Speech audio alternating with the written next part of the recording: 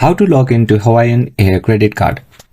If you want to log into Hawaiian Air credit card, simply open your default web browser in your device and start by searching Hawaiian Air credit card login in the search bar. Tap on the link that says Hawaiian Airlines World Elite Mastercard. As soon as you get into the link, you'll be taken to the home page. Here, you'll find a login icon on the top right side of the screen. Tap on it and a new form page opens up. In this screen, you'll be presented with prompts which you have to fill correctly.